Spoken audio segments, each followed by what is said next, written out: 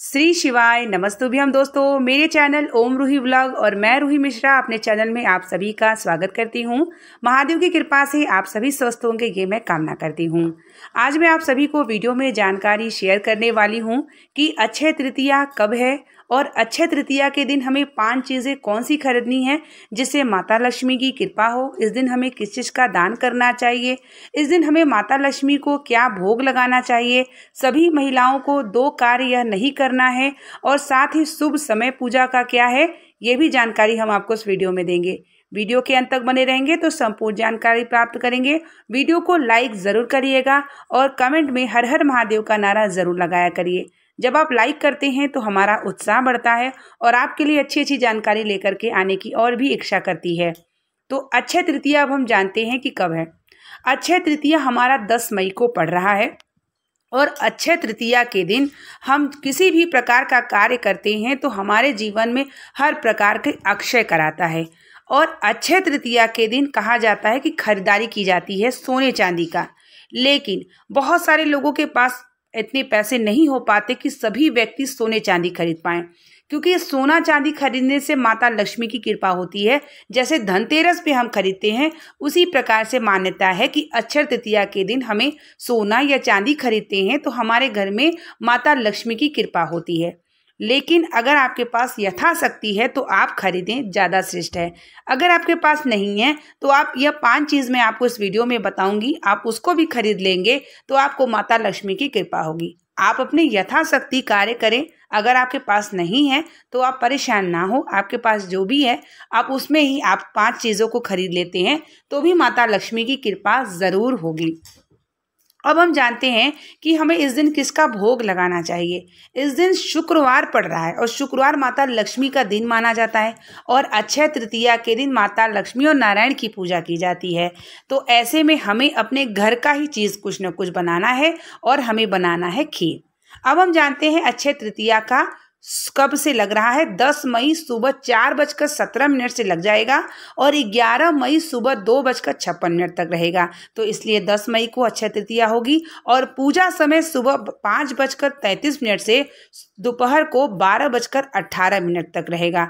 तो इसलिए पूजा हमें अक्षय तृतीया का इसी समय में करना है। तो हमें माता लक्ष्मी को प्रसन्न करने के लिए खीर का भोग लगाना है। शुक्रवार के दिन माता लक्ष्मी की पूजा की जाती है और ऐसे में अक्षय तृतीया भी है। तो खीर जब बनाएंगे आप तो केसर जरूर डाल दीजिएगा। केसर डाल के जब आप खीर बनाएंगे तो माता लक्ष्मी प्रसन्न हो जाएंगी। उसके बाद खीर का भोग सब परिवार सहित ग्रहण करें। अगर कोई व्यक्ति या कोई कन्या मिल जाए तो उसे भी ग्रहण जरूर कराएं। अब हम जानते हैं कि वो 5 चीज़ें हमें क्या खरीदनी चाहिए। जैसे बहुत सारे लोगों के पास पैसे हैं, आर्थिक स्थिति मजबूत है तो आप सोना चांदी खरीद लीजिए, श्रेष्ठ है। लेकिन नहीं है तो आप यह 5 चीज़ों में से अब हम जानते हैं कि 5 चीज़ें हमें क्या खरीदनी है। सबसे पहले हमें खरीदना है शंख।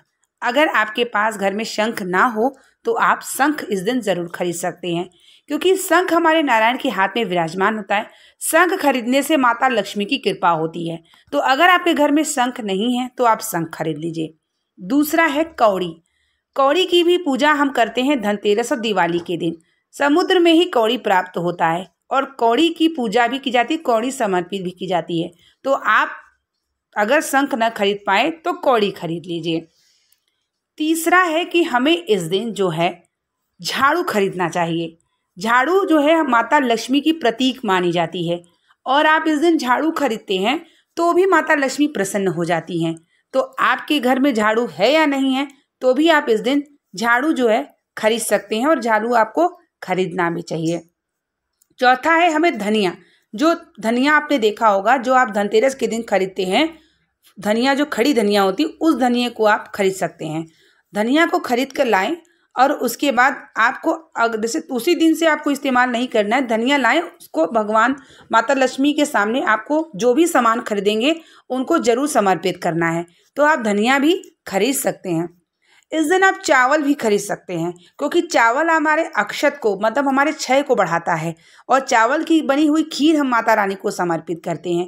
तो इस दिन आप चावल भी खरीद सकते हैं अपने घर के लिए और जो भी वस्तुएं आप खरीदेंगे वो आपको माता लक्ष्मी के प्रत्यक्ष रखना है। और उनसे कामना करना है कि जो भी चीज़ें आज के दिन आई है इसकी बरकत कराइए, इसको इतनी कृपा करिए कि इस घर में सुख समृद्धि की प्रधानता हो।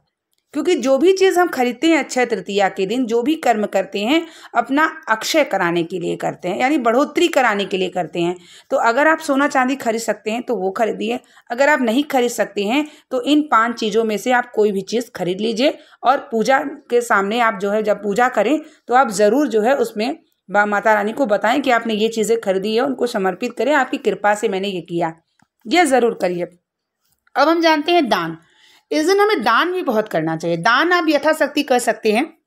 दान अगर आप इस दिन करते हैं तो कहा जाता है जितना भी आप दान करते हैं उससे कई गुना आपको प्राप्त होता है।